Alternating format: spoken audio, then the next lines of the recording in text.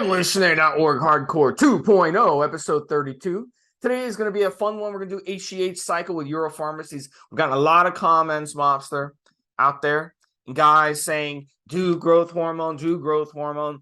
I feel like lately, growth hormone is making a big push. And a lot of people want to start using growth hormone. A lot of people like the anti-aging properties. A lot of people like what it's capable of. It's definitely something that pro bodybuilders must use if they're going to compete against their peers. And it's something, well, as you get older, our growth hormone, of course, drops quite rapidly, quicker than testosterone drops. And growth hormone, you know, we need it to help with recovery, help with sleep, help with losing fat, and a lot of other good stuff out there. So human growth hormone, HGH, it's a peptide. It's a peptide hormone, and it stimulates growth on the cellular level. It's a protein which has endocrine functions in living animals and is synthesized in cells from amino acids. Bodies produce it, and as we get older, our bodies produce much less. Growth hormones stimulate cell reproduction and cell regeneration in humans and animals. Fitness world, used all over the place. PED, non-fitness world, anti-aging. You go to an anti-aging clinic, they're going to want to put you on HGH. It's expensive. They make good money on it. There's, you know, and it's one of those things where they want to put you on it for sure. So it is growing in popularity, I feel like, more than really anything out there right now.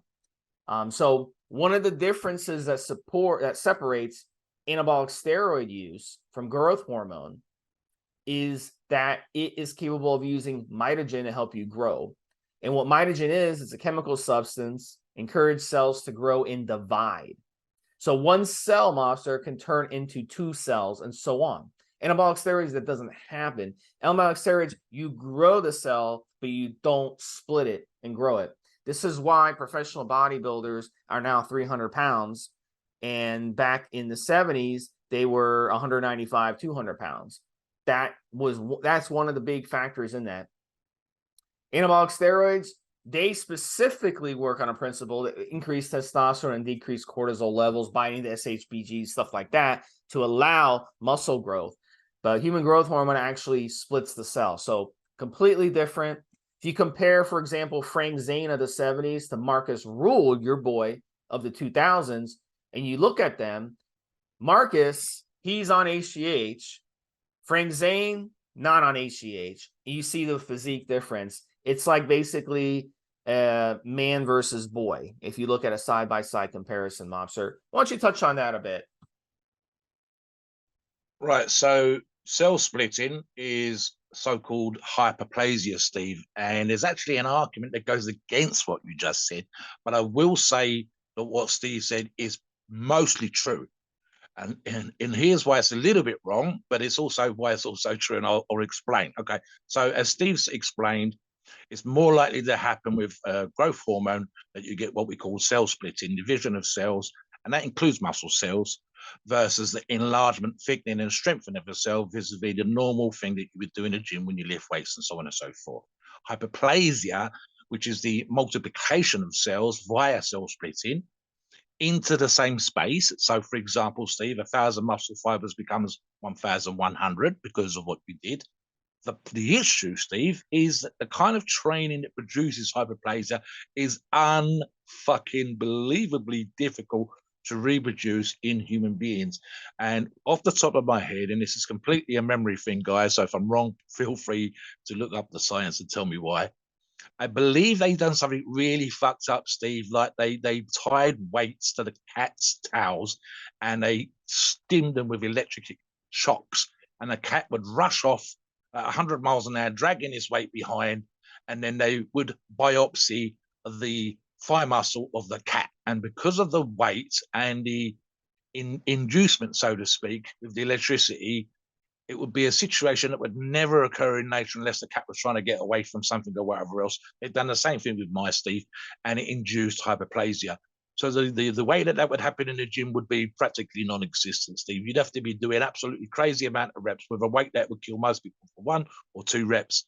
and you would literally be looking to get the muscle to come off the bone. Maybe Tom Platz back in the day, but otherwise it doesn't happen. There is an issue, and we will talk about side effects of growth hormone with other effects of growth hormone on cells, etc., etc. So there's a lot of stuff out there. As to why it's becoming more popular, Steve, we're all looking for an edge.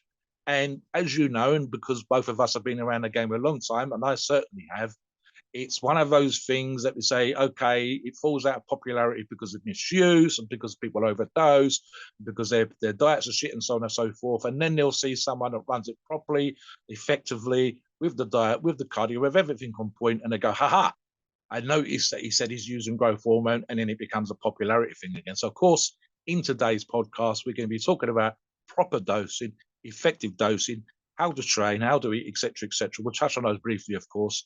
And obviously, hopefully, it remains popular as a result of this podcast, Steve. Back to you. Yeah, and just as a note, if anyone ever did that to a cat and I found out about it and I found out where they were, I'd crack their fucking head open in the middle of the Man, the street. stuff they've done with animals and stuff Yeah. that we don't do These anymore, people, thank yeah. Christ. Yeah, Yeah. absolutely. And I'm the stuff bringing that you we used along to with do. me, Mobster. We're gonna be a two-man team. Yeah. We're gonna be a tag team on that one. All right. On that, there's other stuff that's happened out there, including the monkey brain hormone thing, which we might touch on as a connection.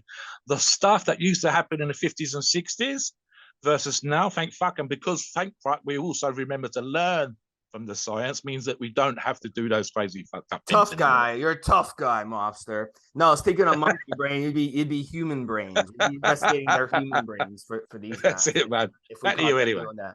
So listen, at the end of the day, growth hormone, it's naturally produced in the body. That's wonderful, right?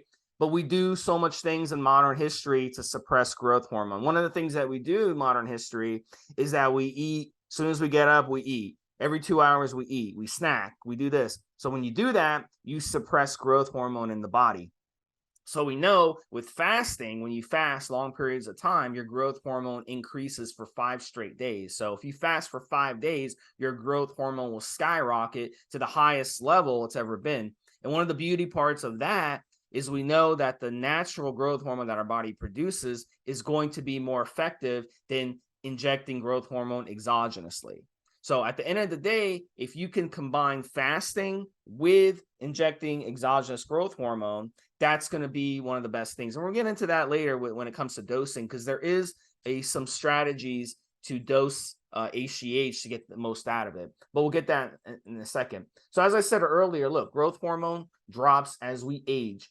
So similar to testosterone, but it drops much quicker. So by the time you're in your 30s, okay, even if you're healthy, your growth hormone is going to start dropping pretty quickly. Testosterone, not as much. You can have good Mobster and I both. We've cycled steroids for years. We still have natural testosterone levels that are high, but our growth hormone levels are going to be lower. This is why you see professional athletes, once they start getting into their late 30s and 40s, becomes much, much tougher on them to recover. The wear and tear really starts taking a toll. So look, at the end of the day, it's all going to be dependent on so many different factors, just like testosterone. It's going to be your genetics, your lifestyle, your environment. If you grew up next to a coal plant, if you grew up next to a polluted lake or polluted stream, of course, your growth hormone is going to be lower than someone who grew up on an organic ranch eating nothing but fresh meats and fresh fruits and vegetables nonstop. Obviously, all things being equal. You got to remember, when it comes to pituitary glands, they are also responsible for producing our growth hormone. And you have two sections of it, the anterior and the posterior. And, if we're going to go by the science, the growth hormone is going to be secreted by the anterior part. So the best way to maintain healthy natural GH levels in the body, being sexually active, not being like, asexual, sitting in grandma's basement, and playing video games all day. That's probably smart. Eating healthy, sleeping well, working out, not overtraining, but working out smartly. And of course, fasting. Fasting does boost growth hormone as well. And that's something that we know today. So Mobster, you want to jump in a little bit on that before we move on to the medical uses? Yes, Steve. So the training stuff is interesting, right? I think the simple fact that most of our listeners are going to be hitting the gym. is a great indication that their growth hormone levels are definitely going to be better than the man in the street. However, guys, in terms of the science, and again, this is from the top of my head, and I don't think it's changed. The briefer, more brutal, more quote unquote high intensity the workout, the more likely you are to give a growth hormone boost. I also saw a reference, funny enough, just this week, Steve, in one of my historical, literally just arrived a few days ago, old magazines. And there was a reference there to the release of growth hormone because we use steroids. However, guys, that would be minimal. So the longer workouts will give you a brief growth hormone boost at the beginning, but it will taper off at the end. The shorter, more high intense workouts will give you a bigger boost, but of course, you want it for longer periods of time. So definitely, guys, working out, hitting the gym, training, going out in the sunshine, getting on your bike, getting your steps in every single day, your growth hormone levels will be better just right there for against your mum or dad or anybody around you that's not doing anything, that guy up the street that's lazy, all that kind of stuff. So you'll be ahead of the game. And then, of course, we're going to introduce it from outside as a PED, and we're going to boost it again. And we're hopefully going to get all the pluses that we want and as few of the minuses as possible by proper use. Back to you, Steve, again. Okay, so like the same thing with anabolic steroids. Human growth hormone originally came out to help people in medical, for medical reasons, right? So in this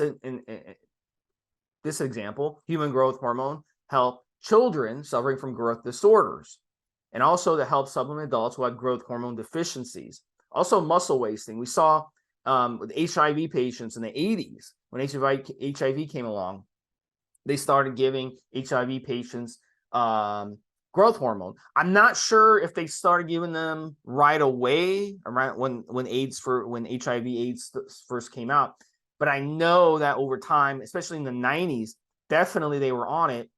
And what happened, Mobster, and maybe you know some stories about this, I'll let you chime in on this, but what happened, I know on the old EF forum, we had some guys on there who would acquire the HIV/AIDS growth hormone from these people, and they would basically sell it to other, bodybuilders, or they'd sell it to a middleman who would then sell it to bodybuilders. So that's how bodybuilders in the 90s.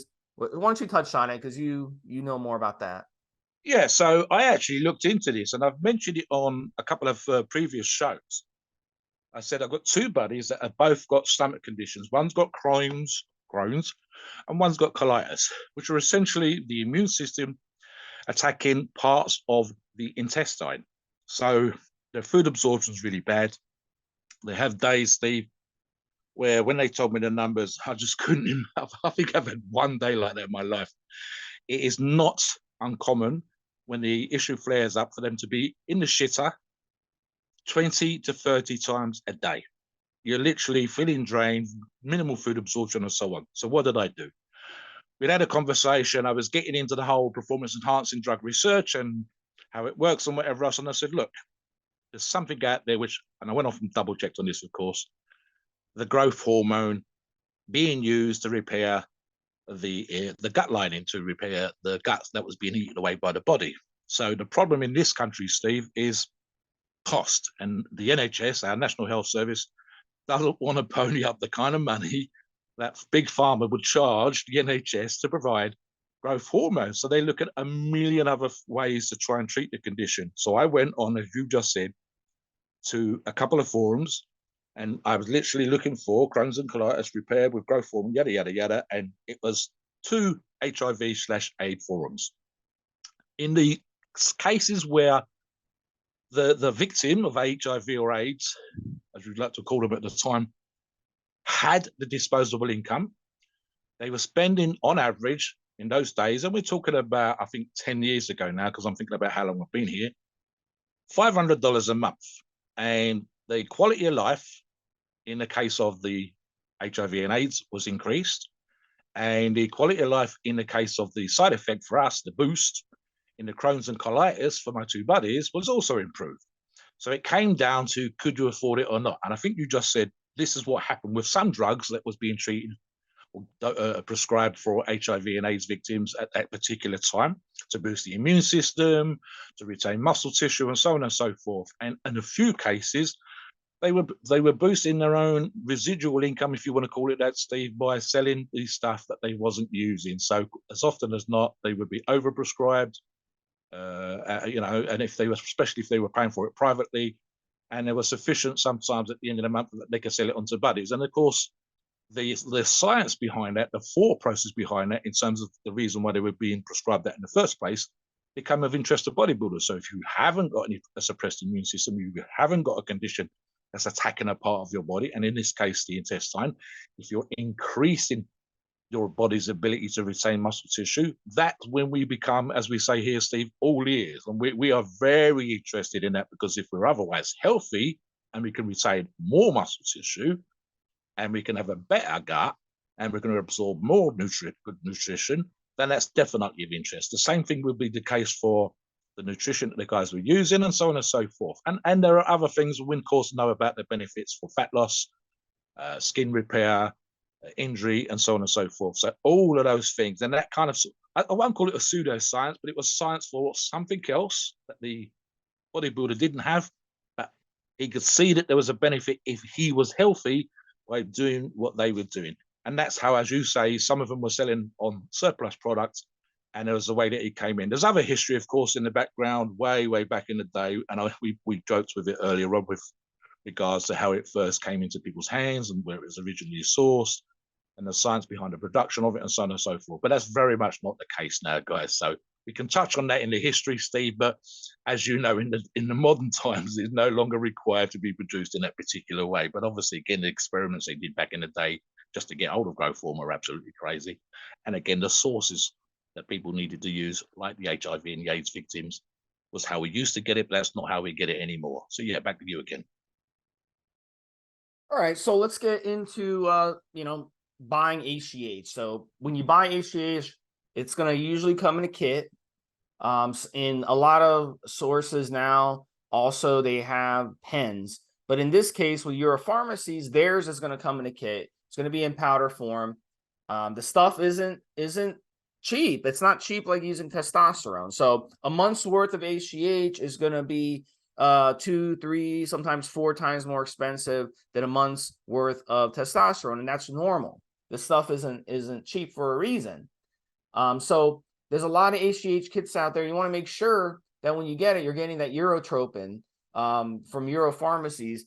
In that case, you know that you're getting the legit Euro-Pharmacies HGH, because HGH is faked quite a bit, and you want to make sure that you're always getting the correct stuff.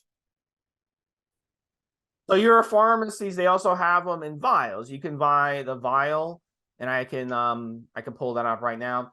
And we'll touch on this again toward the end, but they also have the Eurotropin 40 IU vial, and it's 13.3 milligrams. So they have the kit, and you can buy them per vial as well.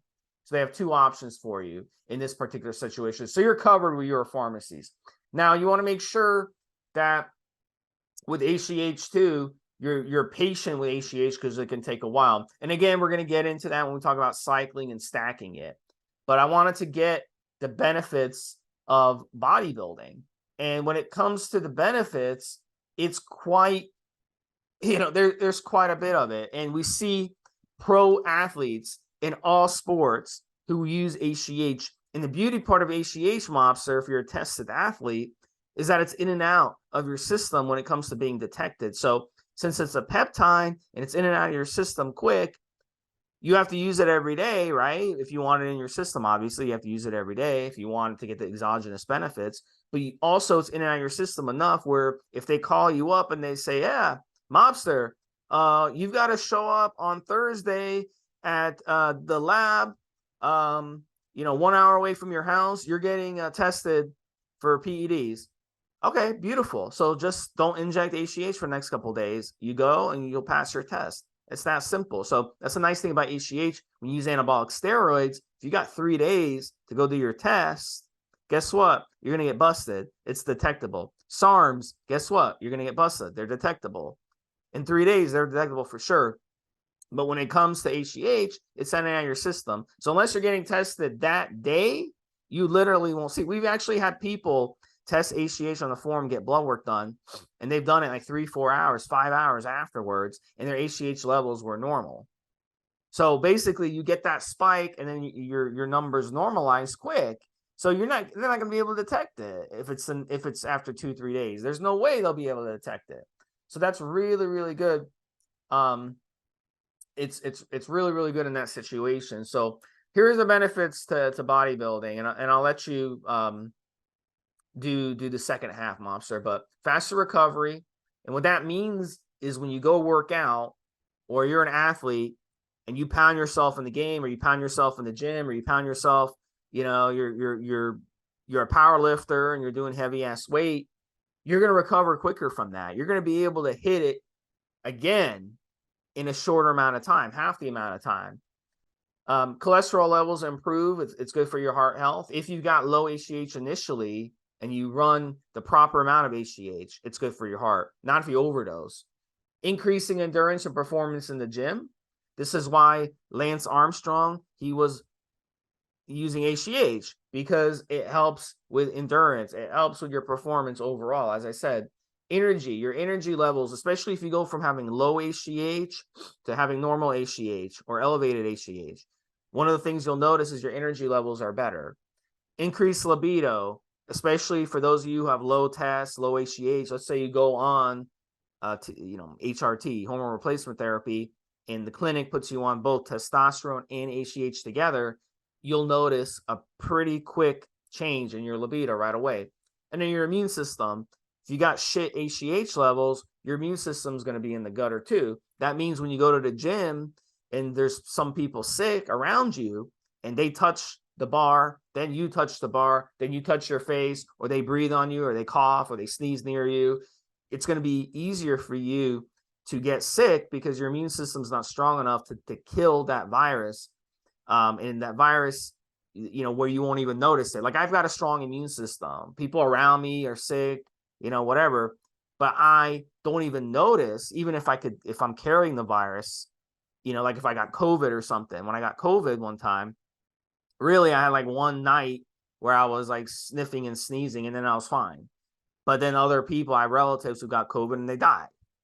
Granted, I'm vaccinated, and that helps my immune system as well. But if I had low HGH, I would struggle. This is why the elderly, when they get the flu or they get COVID or whatever, they have a less chance to survive. And young people have a better chance to survive. That's one of the reasons. It's because HGH helps your metabolism. So, Mobster, what are some of the other benefits of HGH? So, Steve, a couple of things. I'll touch on the benefits, but I also mentioned something about their testing that I recall. In terms of the benefits, and this is something that's outside the sport, but it is of benefit inside the sport: healthier looking skin, younger looking skin. And we can think of a couple of very well known, super well known, in fact, but I didn't mention their names. Action movie stars with hair that looks remarkably younger for the face, but also the face, when you know that they're in their 70s, Steve, it looks like they're in their 50s. And there's a great reason for that. Plus, of course, it helps them to continue to be action movie stars in their 70s. So there's that. Increased metabolism. And of course, this is where, in combination with, say, steroids and other stacks that we might be talking about here today, the small small but significant speeding up of the metabolism is going to help with fat dispersal and fat burning, as we like to call it. Increased fat loss in and of itself, Steve, and essentially, and this is a big one, growth hormone is a great deep sleep booster. We've talked about when growth hormone is naturally produced in the body, the periods of your life, but also even when you're as old as we are now, the pulsing of growth hormone is more, for example, at night time when the body's repairing itself. And a good boost, especially for on growth hormone, Steve, from outside, is that we will have more restful and greater sleep recovery. Let me touch back on the testing that you mentioned before, Steve. So we know that there's been increases in testing and that they've been looking to try and catch athletes using growth hormone. Something I remember from a few years ago, and one which still applies now. So the one from a few years ago, of course, is that if you use in pharmacology a big pharma produced growth hormone, the Olympic IOC and WADA wanted the big pharma companies to put markers into their products that could be detected in a test. Therefore, if you was using a product, a pharmaceutical product, Steve, that was more likely to show up in a test, because prior to that, it was impossible to test for the stuff that you were using was the same as your body was producing. Ergo, it was impossible to test for. However, and something that Steve touched upon earlier on, there is a reasonable level for you to produce. So, for example, if your body was naturally producing the equivalent of 1 intravenous unit a day, and they test you and you've got the equivalent of 10 intravenous units in your system, then there's something wrong. That's how they do their whole business with testosterone in and of itself. See, the ratios are all over the place. There will be 1 or 2 individuals that is kind of freaky on, but most of us are in range. And so, therefore, I will say when it comes to the testing, they're better than they've ever been before. If you're using pharma products, it's more likely to have actual markers in. And as always, when it comes to testing, you need to know what you're doing if you want to beat the test, guys. So it's very much one of those red flags for you. We might talk about it today. We might talk about safe and proper use, but when it comes to testing, that's on you. And your knowledge should be on point when it comes to the testing protocols used in your sport and how they look for it. And as Steve said, for example, it might just be as simple as quick in and quick out of your system on the day of a test. Make sure you know what you're doing, or at least the person that's working with you, the prep coach or whatever else, knows what to do. Back to you on that one, Steve. All right, so let's move on. And at the end of the day, look, there's a reason why, bodybuilders are a hell of a lot bigger today, and we touched on that earlier. There's a reason NFL players and NBA and all this, they're bigger and they're faster and they're stronger than ever. If you put an NFL team of today versus an NFL team of the 1970s, I mean, it would be a bloodbath. I mean, it would be 200-0. That would be the score.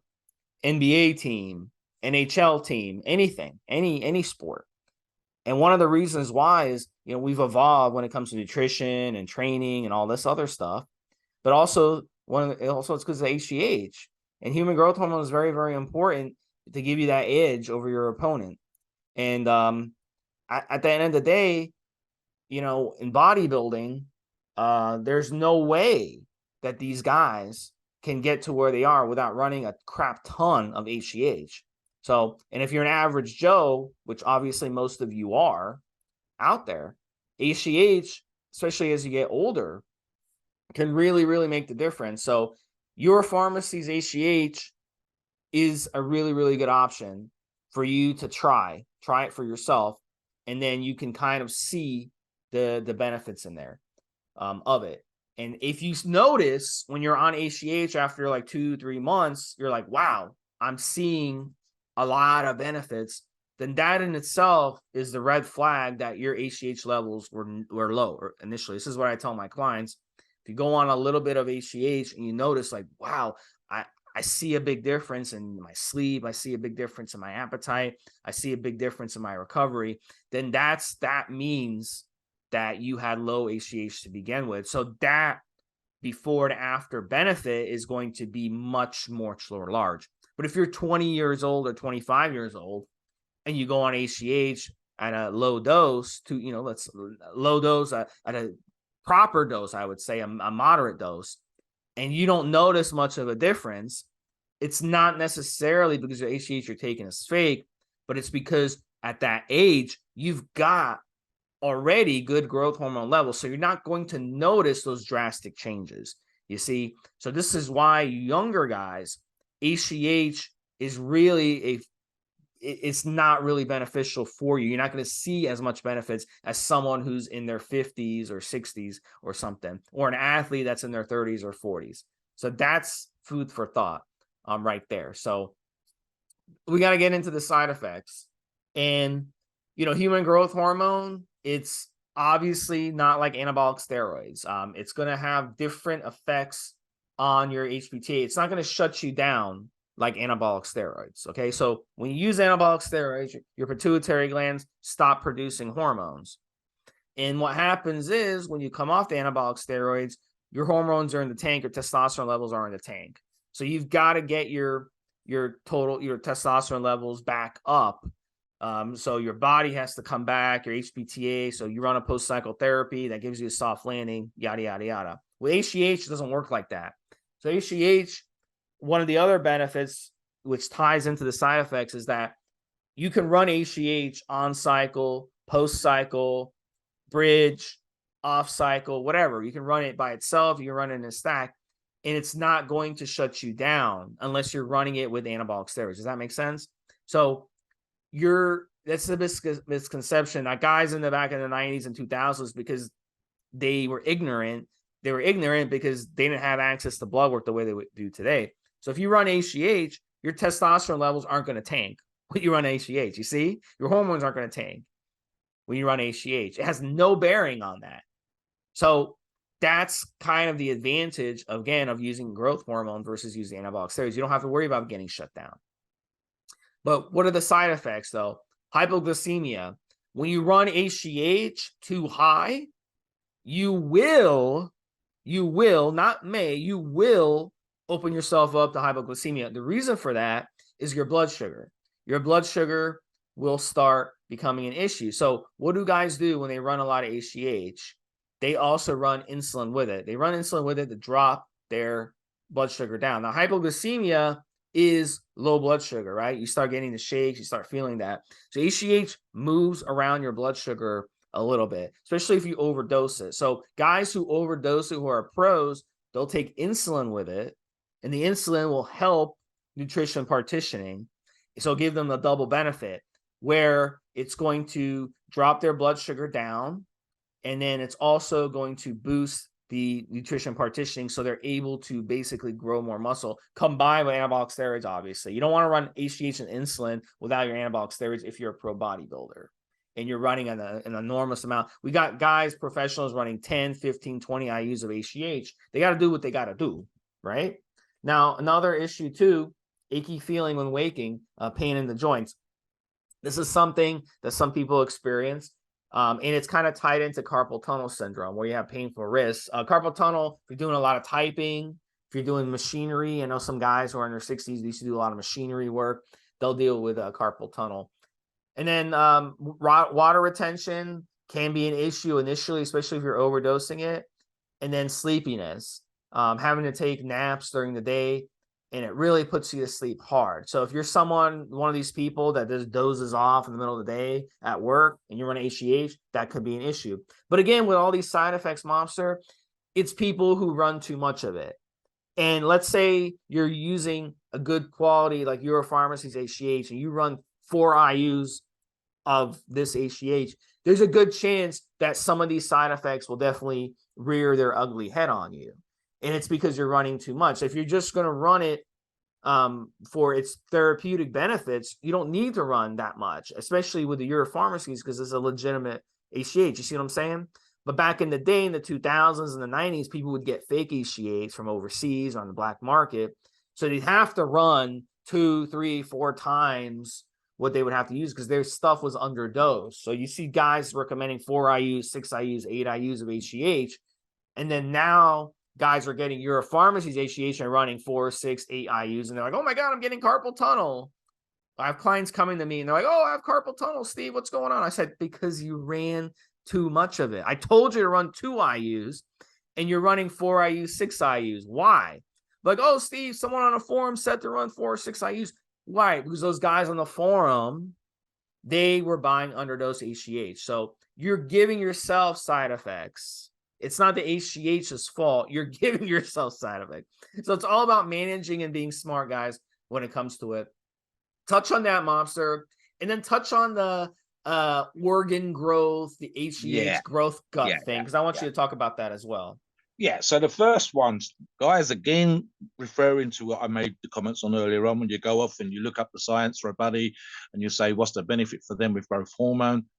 Same thing when it comes to carpal tunnel and the side effects, right? So it is too easy, and it's another reason why we do this podcast, of course, Steve, to give the kind of advice where more is better. And more is better, so therefore I'll double what was better, and so on and so forth. That is way too easy. And one of the suggestions I've actually made in this regard, and I'm talking about local suppliers as much as anything else, Steve, but I've actually made the comment in that regards. Do not take advice from the person that's selling you drugs. Okay, when it came to recreational drugs, they want you to buy more so they can make more money. When it comes to PEDs, that's sometimes the case. And there's a question of what's optimal and best for the average Joe. And then there's another thing here, Steve, which is certain freaks can get away with freaky things. That we call them outliers for a reason, Steve. Some person you know might be absolutely amazing and feel like God on 10 IUs. But I've looked, and the average Joe will find if they get up around the 5 IUs a day, you're more likely than not to see carpal tunnel syndrome. What is carpal tunnel? It's a set of bands around your wrist, tendons, and connective tissue that wrap around the tendons, wrap around the muscles, wrap around literally the bands of tissue that run up and down like cables inside your hand and into your wrist. These run up into the forearm and they connect to muscles. There's very little muscle tissue, tiny amounts, Steve, in your hand. They're pretty much a bunch of cables, connective tissue and tendons that run into the wrist. And it's banded around. And inside that band is a bunch of holes or loops, if you like, of banded type tissue. And the sheath, these are sheaths. And the cables, if you want to call it that, run through these sheaths. What happens with growth hormone is both the cables themselves, the connective tissue thickens, and the sheath thickens. And as Steve said, you get a combination of, this is the case with people using growth hormone, but it's also the case of, for example, type is sitting there with their forearms half off the desk, typing for 8 hours a day, and especially back in the day, Steve, when they was using the old mechanical typewriters, or any kind of motion that's very, very similar to that, where they were constantly inflaming those joints, it was constantly inflaming the tissue, and therefore those things become inflamed, and they ended up with pain. Literally, as the cable, the connected to the tendon, run backwards and forwards through that sheath, was constantly in pain, and the only way to stop that was rest. Literally changing their job, Steve, or whatever else. Right.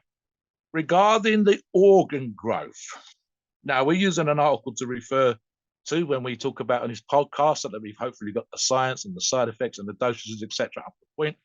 I'm going to debate both sides. So we have seen, and especially a few years ago, Steve, thank Christ, the whole business with stomach vacuums and the classic physique has made even the open bodybuilders start to pull their stomachs in.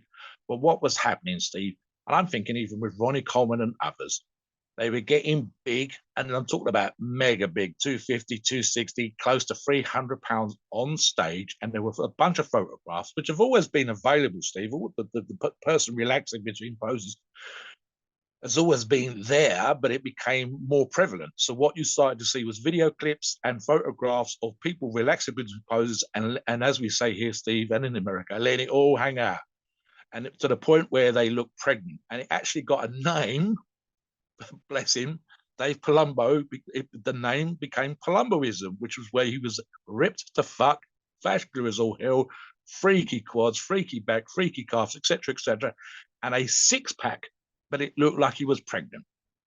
And he had so much mass on his frame that it just looked, it literally, there was organ growth, literally the gut and intestines were pushing out. Now, the anti-argument is, and I'll use Dave Palumbo again as this argument, Stephen, I said this on the forums a bunch of times, if Ronnie Coleman, if Dave Palumbo and all the rest of those guys that had those big guts 10 years ago were affected by growth hormone, why don't they have, after they retired, the same big guts? They didn't have operations to reduce the size of their intestines. They didn't have organs shrunk by some sort of medical operation. The problem was a combination of factors. It was definitely use of growth hormone. There was definitely the sheer volume of food, the sheer amount of weights they were using. And again, Ron is a great example, Steve, and I'm a good example. If you put hundreds of pounds on my shoulder, my stomach pushes out against my belt, and my belt is only 4 inches wide, so my stomach goes above my belt. This is called a power belly. The problem is it's not what you want to see on stage. And thank Christ, we started to see way more vacuums and the classic physique and even the beach body type physiques, etc., rear and become bigger in the sport. And this has encouraged even the open class bodybuilders to reduce the stupid amounts of food that they were eating, Steve, of 700 grams of protein, to reduce from, and you and I have talked about this before, the 6, 7, 8, 9, 10 meals a day, and all this kind of stuff that was pushing on it. But yeah, there's definitely be an argument to be made. I will touch upon on the organ growth thing again, and we'll touch on this as a side effect as well in terms of cell growth. Right. So when we're talking about organ growth, guys, we're talking about every organ and every muscle. And the number one thing that people forget when it comes to this kind of stuff is your heart is an organ and a muscle. Now, it's not unusual for athletes doing absolutely crazy stuff, whether it's running a marathon or squatting 1,000 pounds or whatever else, to stress the heart muscle. And the heart muscle responds by either getting bigger, thicker walls, or growing and pushing up against the rib cage and causing arrhythmia and so on and so forth. Now, at the same time, if you use high levels, non-sensible doses of growth hormone, you're pushing the chances of this happening. And as I say, it's not an attractive look with the stomach sticking out, and it's not a healthy thing to push the organs in that particular way. And then hope, fingers crossed, Steve, that it all shrinks back down to kind of normal and isn't covered in scar tissue, isn't overly stressed, you haven't knocked 10 years off your life, and so on and so forth. It's another reason why we 100% want you to use stuff absolutely properly. But guys, trust me on this particular one, when it comes to the growth hormone gut, literally just Google GH gut or growth hormone gut. You're going to see a bunch of crazy pictures of people that are immensely vascular and super shredded and all the rest of it. And it just looks like there are 6 months or 8 months gone, Steve. Into the third trimester, into the trimester, there's a baby coming, and it kind of looks like something like out of a Ninja Turtle movie or whatever else. So yeah, it is not an attractive look.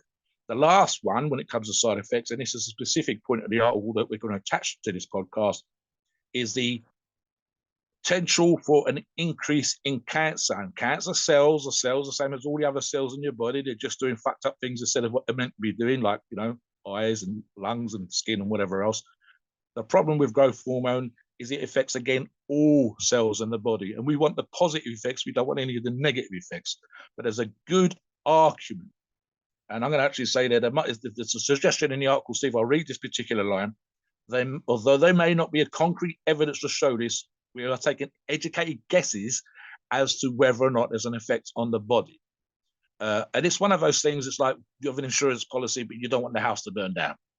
I don't want to risk the issue of cancer, and especially so if there's cancer prevalent in your genetic history, if it's through the family, and you are therefore rolling the dice by pushing the amounts. And again, like I said, we're going to talk about the benefits as we already have, but with low dosages, effective dosages rather than high dosages. And if there's a chance with the lower dosages, we're going to minimize it rather than go out and talk about 10, 20, 30, 40 IUs a day, and much, much higher chance of finding out just how bad it is if there's a possibility of cancer. So yeah, that would definitely be one that I'd want to avoid. We've talked about other particular drugs. I won't say that growth hormone is a dangerous drug in and of itself, because there are far, far worse options out there, but it's one of the potential risks that Steve and I don't want to sort of say, yeah, don't worry about it, guys, it's no big deal, etc. when we're doing this podcast. We have to always at the back of our mind is safe and proper use and safe and proper effective dosages. What do you think, Steve? Yeah, and I just really quick, I want to touch on the HGH gut thing. I think it could be a combination of things, Mobster, and it's just a culmination of abuse, among pro bodybuilders. But I also think, like, you're seeing like men walking around in public. You don't see it because you're in Britain, but in America, go to Walmart or go to somewhere like that, that has a large middle-aged male demographic. We see it here, Steve. There's football. You know what I'm talking about? Match. Yeah, Well, guys, their shirt. Listen, Steve, I don't walk around with my shirt off. Guys at football matches have had 2 beers too many with their tops off. No one wants to see the belly of yours. Yeah, exactly. And no one.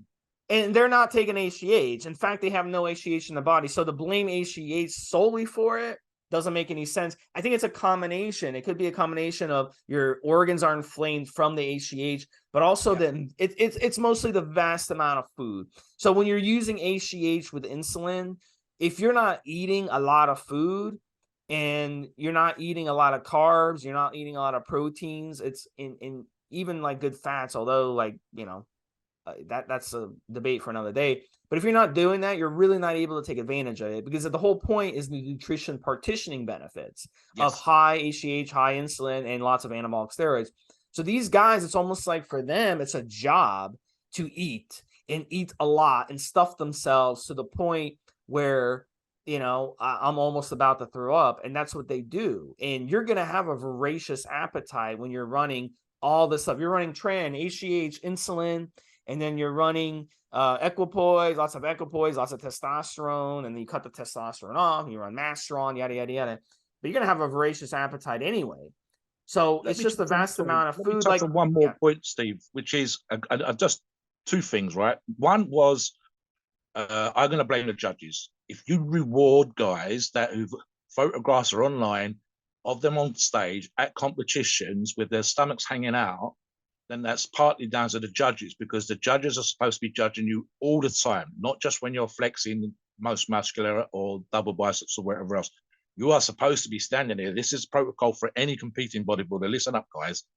Stay tight the whole goddamn time. Stomach should stay tight. You should stay partly flexed in what they call the relaxed pose the whole time. You do not let it hang out. And if judges was not marking people down for that, they should have done.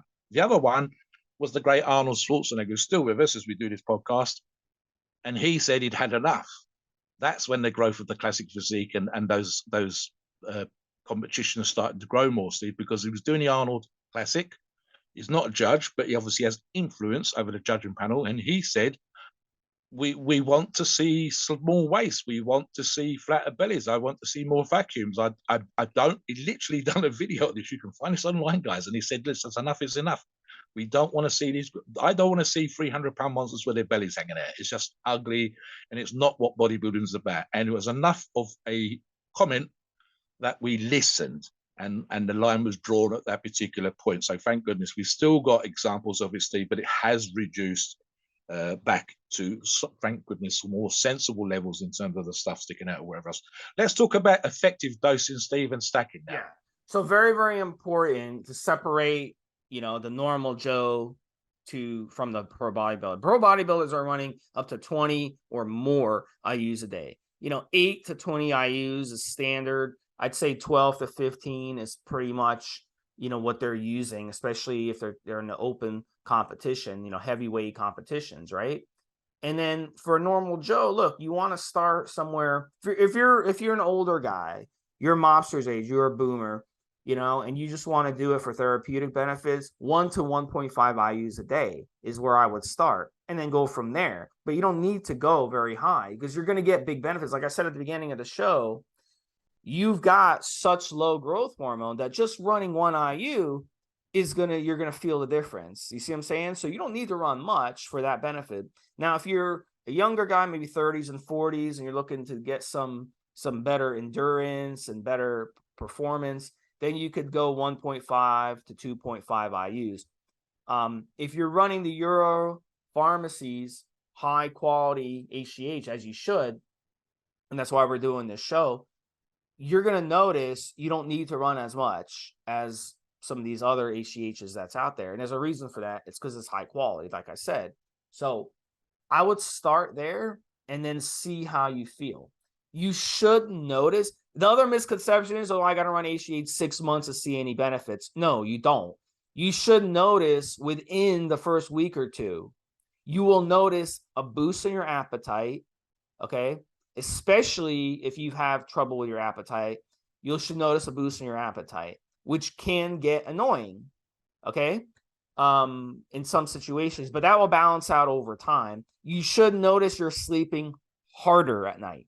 So you will actually need less sleep because at night you're sleeping harder. You're literally sleeping so hard that you'll have dreams that you'll remember the next day because you usually don't sleep very heavy. You see what I'm saying? So those are some of the benefits you'll notice within the first couple of weeks. And then over time, if you're looking for the fat loss benefits, you got to give it like 2-3 months. And you got to do a better job with your diet if you're going to start seeing that. So over the next few months, you'll start seeing the benefits culminate over time. But to say, yeah, you got to run it at least 6 months or a year to see anything, that's just not true. Because I mean, that's basically, when that started, Mobster? That started back in the day where guys on forums, they were working for sources and they were trying to make a commission off selling HGH. So they tell people that people would run their HGH because they didn't have the capabilities of getting their own blood work done, Or at the gym, the guy would sell the other guy some HGH back in the 90s and be like, okay, take this. Keep in mind, you got to wait 6 months to see results. So keep buying my underdose or fake HGH because it's going to take 6 months or a year to see benefits. So that's where that comes from. All right. That I can promise you, that's where that bullshit comes from. But you should notice within the first couple of weeks, a boost in your recovery, a boost in your sleep, and a boost in your appetite if you have poor appetite before, especially. But that's kind of the benefits that you'll notice soon. And I ran HGH for myself a couple months. I saw fat loss benefits, okay, when I ran it for a couple months. So if you're already eating right and you're already training right and everything, you should notice even fat loss benefits within a couple months. Now, is it going to be as good as 6 months down the road? No. So you want to obviously keep running it. Now, some guys, there's a couple options on this. Some guys will run it, for a few months. Some guys will run it for 6 months. Some guys will run a year. Some guys will run it for the next years, that'd be like part of their HRT protocol. So if you're planning on running it for the rest of your life, there's no requirement. It's not like running testosterone the rest of your life. You don't have to just stay on day in and day out. You could take breaks from it. It's not going to kill you. All right. So you got to remember the HGH idea with HGH, you're giving yourself a pulse of HGH in your body. So that ties into my next point before you bring you in, Mobster, is when to take HGH. So when you, on a normal schedule, you get up and you go to work during the day, you work out at some point, either before work, after work, whatever, you come home, 10, 11 o'clock, you go to sleep. Next day you wake up 6, 7 o'clock. Normal lifestyle, 90% of you, right? In that situation, I'd recommend when you get up in the morning, first thing you do is you go to your refrigerator and you take the HGH and you draw the HGH and you inject the HGH before you eat. And the reason for that is because your HGH during the night is going up. Remember how I said earlier in the show, if you fast for 5 days with no food, your HGH goes up in a linear fashion. It goes up. It's not up, down, up, down, up, down for 5 days. It literally just goes up. So the longer you fast, the more your HGH rises in your body. So before you break your fast, whether it be eating before you go to work or eating lunch or whatever, that's when you want to take the HGH before you break your fast. So if you fast until 12 o'clock or you fast until 8 a.m. or you fast until 4 p.m., whatever, that's when you want to take your HGH, because now that as soon as you eat food, eating food drops your HGH. It causes your insulin to go up and it causes your HGH to go down. So you're able to inject the HGH, so you get the HGH into your body as your HGH is dropping naturally. So that is a good way to kind of take advantage of it, where you maintain elevated HGH throughout the day. So that's a little trick to think about. And a lot of guys, these social media gurus, they'll say, oh, you're wrong, Steve. It doesn't really matter. Just get HGH in your body. In their situation, they're one of those people that get up in the middle of the night and eat food. They wake up 5 o'clock in the morning, eat food, throw a protein shake. Before bed, 10, 11 o'clock, I'm going to drink a protein shake. So for them, it doesn't matter because they're constantly eating, okay? You know what I'm saying? You're constantly eating. So HGH never goes up anyway.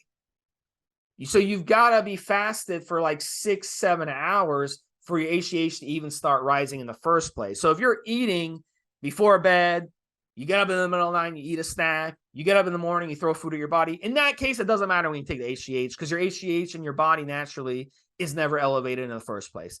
So I hope that makes sense, what I'm trying to explain. So just know who you're getting information from and know there's a particular situation. And that will go a long way. So if you want to take more advantage of it, you want to get the HGH exogenously when your HGH drops in the body. So that's the way I would kind of time the HGH, and make sure too, very, very important, you always keep your HGH in the refrigerator, not the freezer, and not on your counter at room temperature like anabolic steroids. You want to keep them in your refrigerator because that will keep them last longer. Before mixing and after mixing, you want to keep them in your refrigerator. Go ahead, Mobster. Yeah, so here's what I was thinking, Steve, and I'll touch on what you just finished off as well. So it comes down to how and why you're using it. For example, Steve, we talked about how the sleep was improved. So there might be an argument to be made if that was an issue, and this is what you was using growth hormone for. And there are, of course, many other options to help you with that. I would take it at night time. If it was for bodybuilding purposes and I wanted a lean, muscular physique and I wanted growth hormone to help you with it, I would certainly take it, as Steve said, in the morning. If I was doing it for training purposes, if I was doing it because I wanted my skin to look better, there are different protocols. They're not hugely different, but they might be just sufficiently different that you make sure that when you are using it, you use it in a particular way for that aim. As a great example, Stephen, it just occurred to me while you were talking, I would use Anavar for strength, and someone else might use Anavar as a way of becoming leaner. In itself, it's not a fat burning steroid, but it would aid in a protocol that's going to enable you to drop body fat and retain muscle. But that might not be what I'm using it for. The same thing applies to growth hormone. When Steve talks about preparation and specifically the storage, remember, as always, it is a peptide. There's an argument to be made, but it specifically applies to once it's been mixed and ready for use, it becomes more fragile. It's also fragile even in the powder form if it's exposed to incredible cold or incredible heat. So, for example, we've had guys that live in the wrong place in the world. It's left in their mailbox on a day when it's 80 degrees and their mailbox is painted black, Steve. It's going to be crazy hot inside that mailbox, and they might have issues there with just reducing the effectiveness of their product. It's always mixed with bactericidal water. And again, guys, please come on the forum for mixing suggestions. And specifically, and this has been an issue for a couple of people, trying to get the amount of water to the amount of growth hormone, and they can't quite work the maths because they didn't pay attention at school, Steve, and we can help you. There are even, I believe, calculators online to assist you with that. But please come on the forum and we'll direct you in the right particular place. So with all of those kind of things, Steve, yeah, as I say, an incredibly successful drug in the performance enhancing arena, used, as Steve says, by very, very high-end athletes. And we're talking about the biggest sports you can possibly think of. It's extended their time in the game and their ability to recover from injuries and stay on the pitch and stay on the field. And as I said earlier on, stay in movies, Steve. And so it's been unbelievably successful in that regards. Male and female movie stars, models, and so on and so forth. Politicians, Steve, wishing to stay looking younger, more effective, more powerful in that particular regards. And I'm actually thinking of a very big Russian name in that particular way. As well as, obviously, we talk about testosterone. And of course, when we're talking about these protocols, the combination, very rarely used singularly, like Steve said, with insulin. We're talking about testosterone, of course, and all these other things. Remember the combination, as Steve says, sometimes the synergy of those particular products and hormones and other bits and pieces that we use to get better for stage, to get better for the beach. It's everything in combination, Steve. So again, come on the forums.